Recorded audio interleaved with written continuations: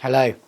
Right, we're on the Fuji again, but we have got prime lens on there with autofocus on, so we'll see how it does. We'll see how it does. It looks like I'm in focus, but no one can ever tell until you play it back.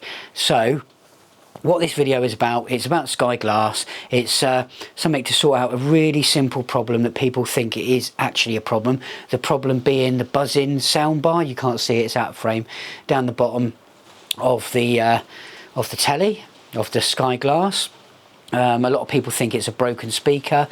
No, I don't really think it is. I think it's where you put an option on, which I'm going to show you how to turn off, and this option then can't do the frequency that you're expecting it to do. So then you end up with a sound that sounds like either rattling or where a speaker's been whacked up really high volume. Now my TV's never been up really stupidly high ever in its life since I've got it.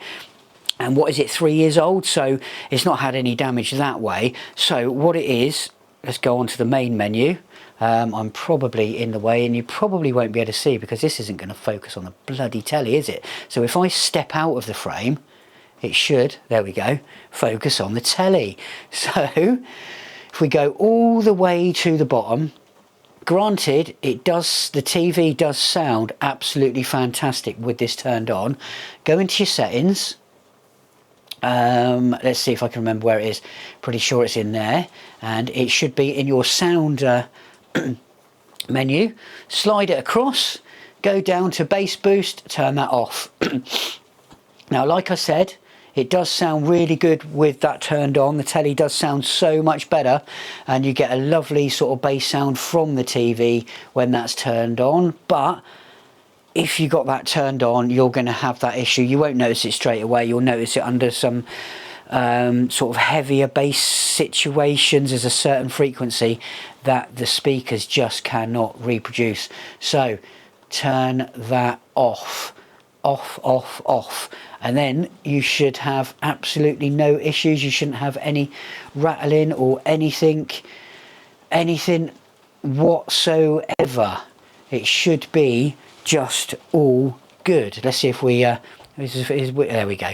Takes a bit of time, but it does focus. It's probably because I've got the aperture wide open. I forgot to change that.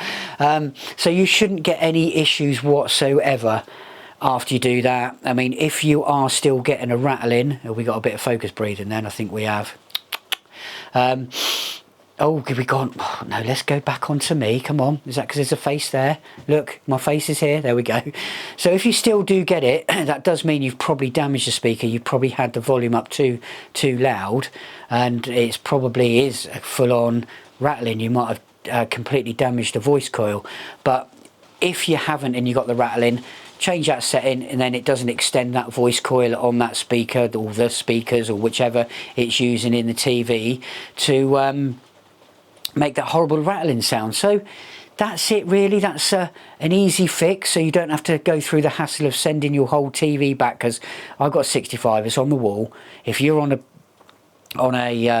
a stand, you're probably all right, but it's still an arse because it's a big heavy TV. Then you've got to go through the whole process of, if the other TV comes, if it's unwrapped, if it's going to be okay, you know, is it going to have any other problems? Because it seems to be, these TVs seem to have different issues. Some have some issues, some have others, but this isn't really an issue. This is just a thing that the TV can't do, and maybe Sky should do a software update, or the next one that hopefully doesn't brick our TVs, do a software update that takes the bass boost mode off or limits it to not do that certain frequency, and then that will solve the whole problem. Anyway, thanks for watching. You know what to do.